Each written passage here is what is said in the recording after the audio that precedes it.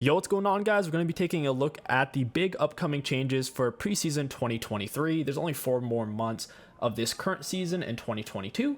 So the League of Legends Garena has announced the changes, actually a little bit too early, so they took it down, but other websites have already reported on it. So that's what we're going to be taking a look at here. The main changes are for jungle, because jungle is a highly underpicked role and it's a very abused role. And they even talk about this in this article in a way that I think is extremely revealing. They say that there are many roles in League of Legends, but the most influential of them is the jungle. A jungler can change the tide of any game if they're good enough, and oftentimes can solo carry all by themselves.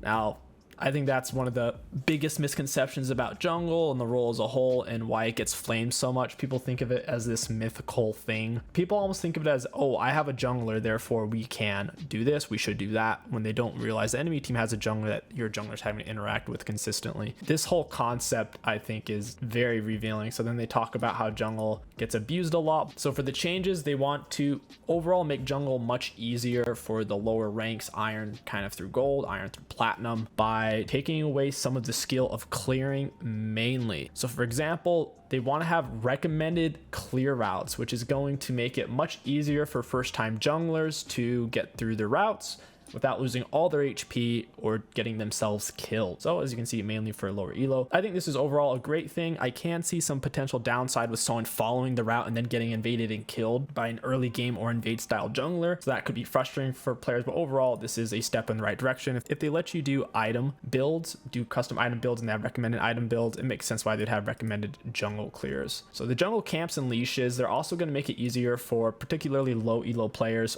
or noobs to play ranged junglers, which I find low elo struggles with a lot. Things like Graves and Kindred, they don't know how to pull out the camp, drag it out really far, or even playing a melee champion, pulling camp from camp as you're letting the burn finish it or waiting for your abilities to come back up. Lower elo players struggle, so oftentimes they just stand still and fight the camp to death, taking much more damage and getting to their next camp much slower. So with this, you'll be able to most likely have a circle and then move on to your next camp faster. I don't think that's bad for the game. The aforementioned changes about recommended clear routes and jungle camp leash ranges, I think, is very, very good.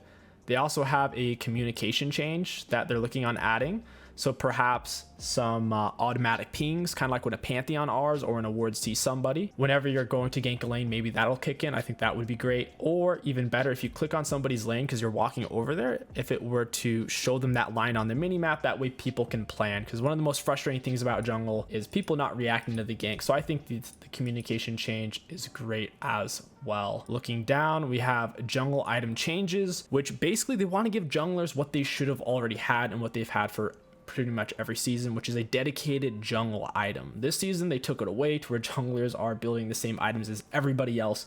It makes it much harder to balance the role and to give different types of junglers what they need, the main junglers being AD on hit junglers, mage junglers, and tank junglers. How do you quite balance them all out with different clear speeds and healthiness against everyone else, all the other roles, when they don't have their own specific items? It makes sense that they would make this change. And on top of that, they're going to be adding potentially pets. And the pets is basically going to be whenever you kill an epic monster or maybe a champion, your pet gets stronger and it helps you clear and do other things. Similar to the Zeta Devourer Ghost Puppy that used to be in the game for champions like Master Yi, Udyr, Shaco, power clear junglers. I wouldn't necessarily say Shaco anymore because T-Mat's way too expensive, but believe it or not, at one point Shaco could power clear. They would basically stack up, get super big. I'm personally not a huge fan of the jungle pets. I think this is overkill and will add a lot of visual clutter to the game, which is already bad enough with so many different champion skins and not being able to turn off skins from your own perspective. Not a huge fan of the jungle pets. I think them adding jungle dedicated items alone is more than enough and a change they should definitely make. This season, jungle has been player experience. It's not great, and that's why a lot of people are getting autofilled to it so often. These are the core changes coming up for the preseason here really soon. These changes are going to be on the PBE in no time.